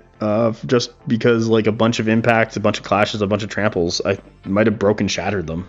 So yeah, I think that was it. I think the Goltr just one-rounded that entire big brick with a break shatter.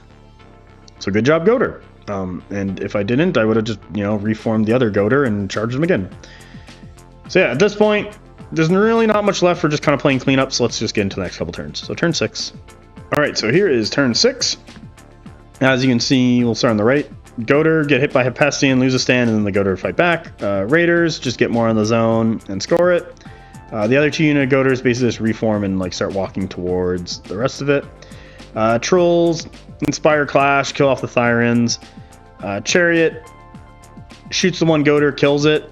Poor guy didn't get a chance. And then the Jotnar, he just wheels and marches in, throws an anchor at the thing, does like a couple damage, but he's in the woods looking to kill that Chariot. Alright, so that's turn 6. Nothing too crazy, still just playing cleanup. Let's get into turn 7.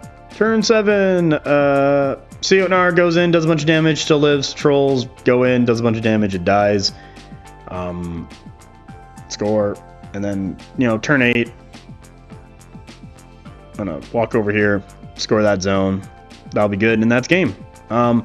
During this game, what can I say about this? I think my opponent overcommitted forces and got too aggressive with his Yornoi on the left side. I committed just enough and counterplayed the Jotnar to his Styron Brick. He also kind of got stuck on his toes now reviewing it with his Yornoi unit here. I feel like both those Yornoi should have been more in the middle, like my Stalkers, to kind of like threat project and also help out each side when needed. Because I think at one point this Stalker unit, as it got here before it died to Thyrans, like shot his Ogma and like took off a stand or two. What allowed the Goltr to kind of finish them off. Yeah, the Thorkides really nice with the Tenacious 2 against shooting, especially with hiding the shade for reroll 1s, but they're still wound 4. Basically on the right there, and he could hit me, but he didn't really have any follow-up, and he wasn't really going to do enough damage to kind of like punch through. And he was really scared of just my March Charge range. I don't blame him, and I just kind of like put pressure on, had enough guns going to just like shoot things and push out. On the left side, it was kind of a panic response with the stuff he put there. He hadn't really set up for it. And yeah, that's kind of the game. So let's go look at score. So here's the score. I got 54-21. Nice job. And as you can see, like with here early on, lots of early scoring, you know, killing characters, killing regiments, characters, and you eventually got my Warlord. However, I did a bunch of killing at key turns just because he was out of position and can take a lot of things, and then just kind of scored it out at the end there. So overall, really good game. Kind of talked about where I think the mistakes were. I think he got too aggressive with his lights and didn't force allocate properly and kind of got into a panic response stage. We did have a problem with this matchup, or not this matchup, but this whole round, like everyone did. Someone pulled the fire alarm in the event, so we all had to leave, stand outside. Then people went back in, and then security told everyone, hey, it's not clear, you have to go back outside. So we had to leave again, and then it finally got the all clear, so we finally came all the way back in, and we went to play, and we had lost about half, like 25 minutes. So the TO gave us another half hour to play. It got extended. What was, like, I believe the proper response. We were asked if we wanted to like call this round or something. My opponent said yes. I looked at it. I thought for a moment, I'm like, yeah, I'm gonna extend. Like we're gonna play this out. Like let's do it. Let's play. It's gonna be good overall. And I'm really glad we did play. It was a good matchup. It was a good game. Fun opponent. Like, things I gotta say about this tournament is there was a lot of, like, leading up to it is a lot of trouble, like organization, just how was it going to play out, getting help from Parabellum. It just, like, there seemed to be like a bunch of issues back to back. It was always a problem, and it kind of sucked. But like once we got there and started playing, a lot of those issues got smoothed out really quickly. There was terrain on the tables, there was space for the tables. We were worried that we wouldn't fill out to 16 spots because that's what we had available. We did. That was really nice. Like, I greatly appreciate that. So it actually, you know, got to that proper size. They're hoping to expand it for next year to 32 and put some more, like, I don't know, like prize support or support from Parabellum into this event and make it kind of like one of the bigger ones in Canada, which is really great. So there's a bunch of that stuff. Lena, who is the TO from Calgary, who was also at the Sentry Box, and she held the Calgary tournament, I believe the beginning of this month or last month, or end of last month. Did a fantastic job as a TO and organized everything. It went really smoothly. She's always great at this and does a fantastic job every time.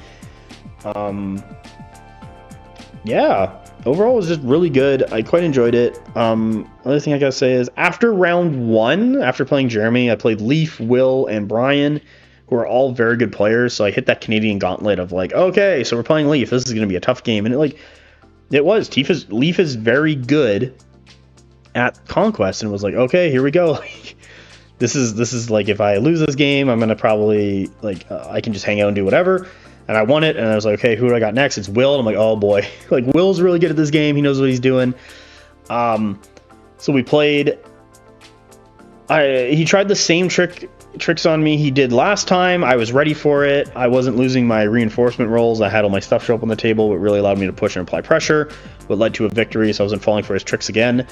And then we got into Brian, and Brian hit me with like all this fast, speedy stuff, and I was like, oh boy.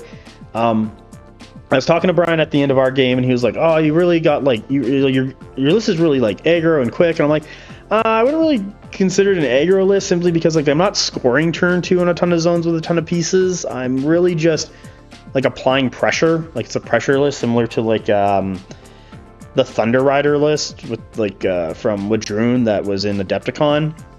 It's not an aggro list. It kind of like looks like an aggro list and can do aggro. But this is more of a pressure list. Like I just kind of like wall up and just kind of keep pushing forward, and I set up piece trades and traps, what led to a lot of success because my opponents were looking at how I deployed and what they could actually bring in to bear. And if they ever tried to long bomb me, they were just going to lose stuff. And so we kind of like, I was just kind of shooting him and moving up and shooting him and moving up and trying to get into that perfect position to like finally press the go button. And when that happened, I killed 4 cards worth of stuff. It puts my opponent down on activations, and he only kills 1 thing back. And it's like, okay, well, we're doing a really good job here and kind of keep it up and keep pushing forward. Yeah, like good tournament overall, good games. I had a blast. So if you like this, like and subscribe. If you want to talk to me more directly, you can join the Bonk Table Discord. Links in the description below. Listen to the podcast. I believe when this one's going out, it'll either be the paint day one where I just sit there painting these guys as Neon Nords, or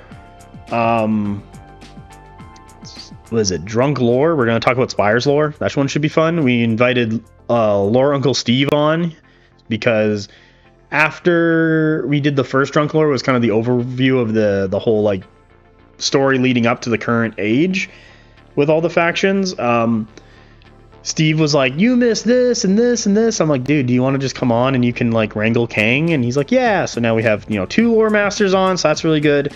We're going to be doing, lore progressively through the next bit, covering all the factions. That's the plan. And then maybe we'll do like individual stories and talk about them, or we'll get into like the living world. So that should be really fun. Yeah. Also expect hopefully some more battle reports.